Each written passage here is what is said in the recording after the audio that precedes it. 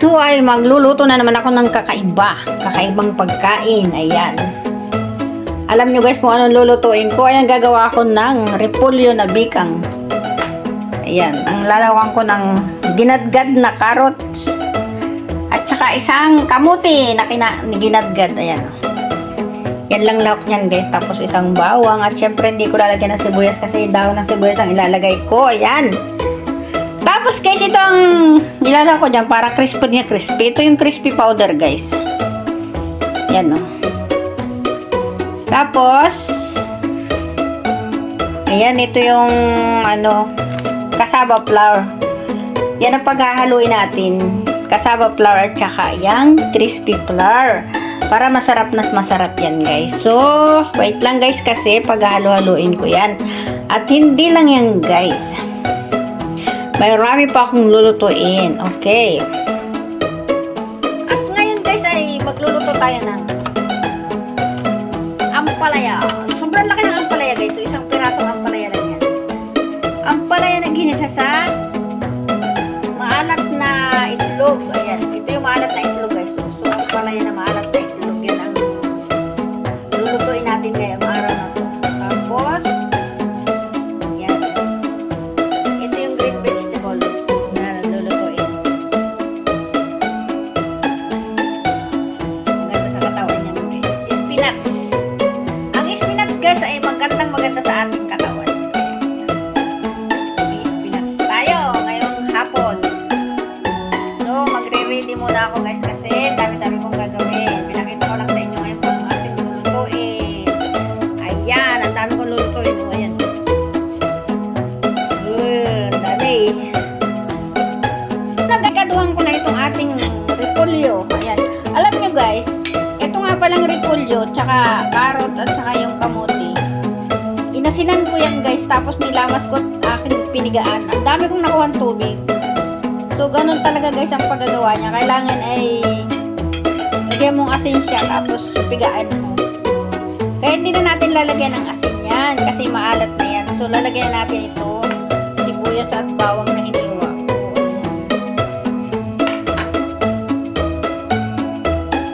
Tapos, lagyan natin ng paminta.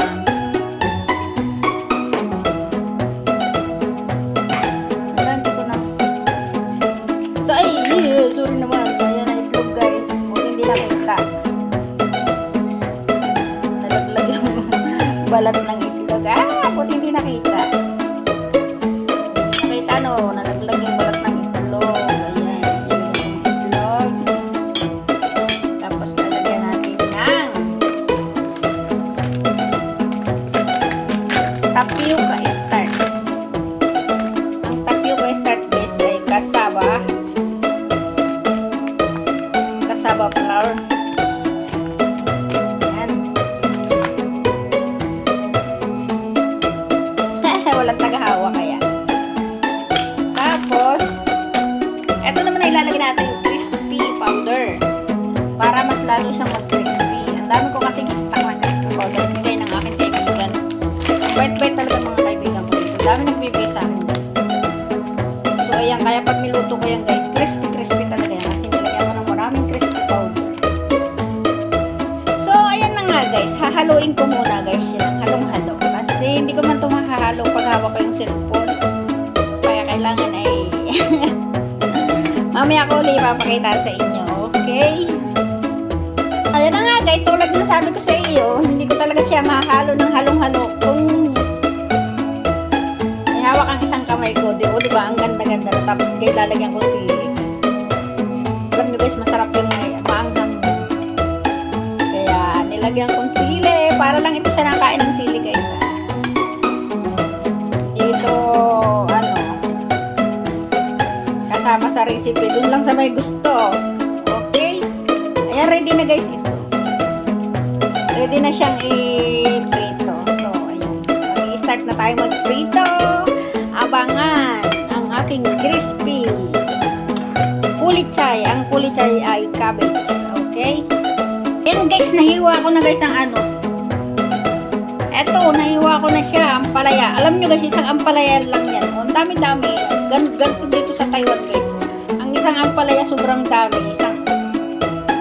isang family ng kakain, isang pirasong ampalaya. Ayan. Tapos naimay ko na din yung mga spinach guys. Binukod ko lang yung pinakampon niya para pag nag-isa ko, yan ang aking uunahin kasi yan matigas. So, panghuli lang talaga yan.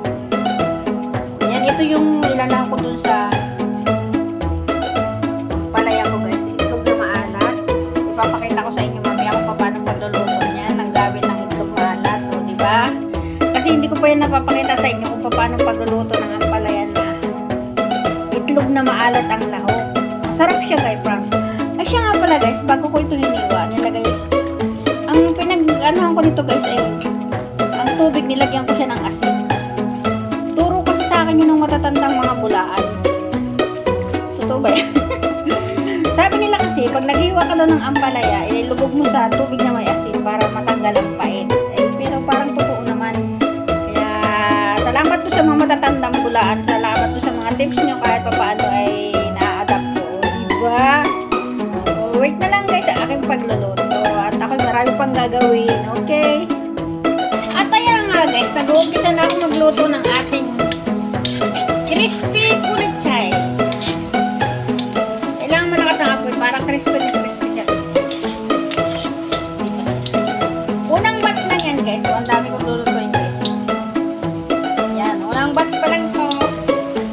So, takot ako guys. Nilalayo ko yung cellphone ko. Alam nyo guys bakit? Kasi minsan na akong nalagpakan ng cellphone sa kawali. Ayoko nang maulit pang muli yung nalagpak ang aking cellphone sa kawali.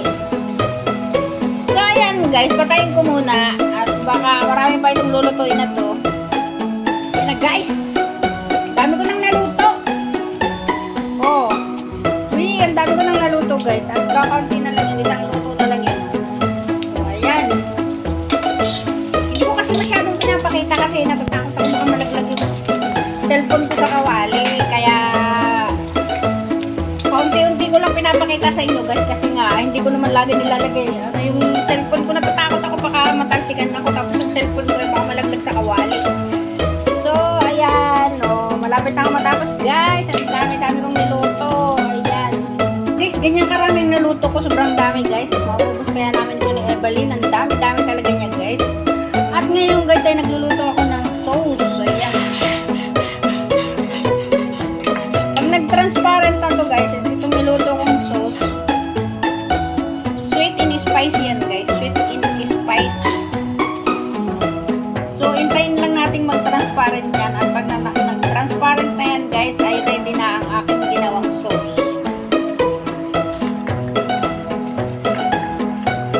O diba, nag-utay-utay na siyang mag-transparent. Ganyan lang kasimple guys ang pagluluto ng sauce. Ginamit ko dyan guys ay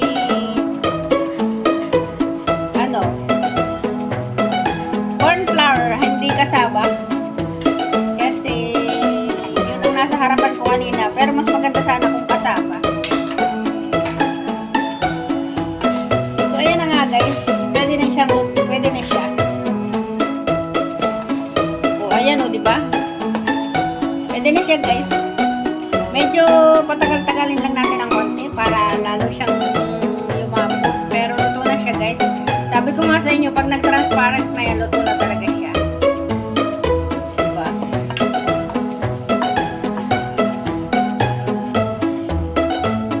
Ayan guys, magluluto na tayo ng ampalaya. Ayan, ito yung lulutuin ng ating ampalaya.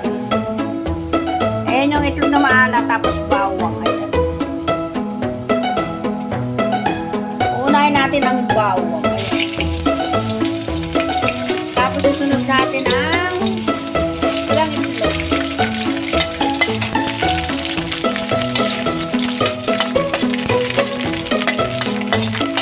Ayan guys, ang pagluluto ng ampalaya na may itlog na maalat.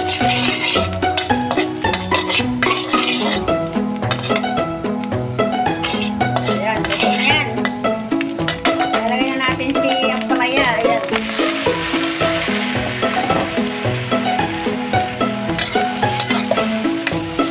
Tapos guys, hindi natin nalagyan ng asin yan. Siyempre, ilalagay natin ay asukal. Mga isang kutsarang asukal.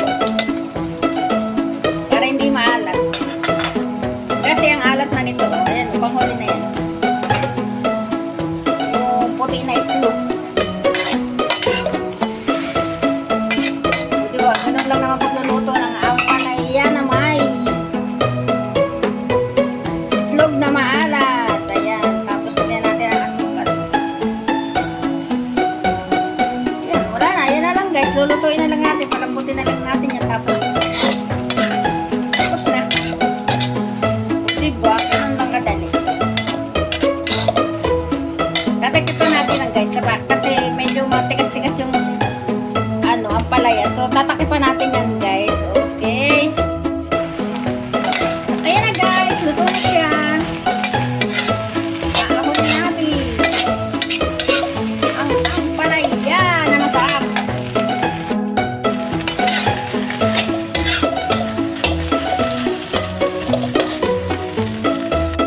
At ito ang huling lulutuin natin guys. Ayan. Ang dami. Oh, ang dami. Ayan, medyo malambot na yan guys. Inuuna ko kasi talaga yung puno ng gulay bago ko ilagay yung dahon. So, lagyan na natin dahon. Parang ang dami. Pero kukumpis naman yan guys. Pero parang ang dami talaga. Iwan kaya ako ng konti. Pero wag na natin lahat kasi sobrang dami. Oh.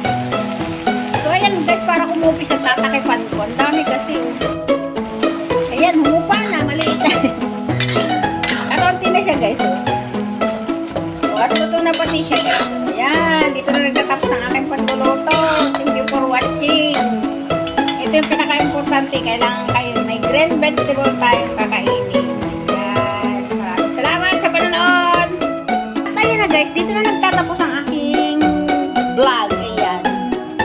Yan yung aking niluto. Ayan. Napakasarap niyang gulay na green vegetable na yan. Tapos nakikita ko ng adobong baboy na may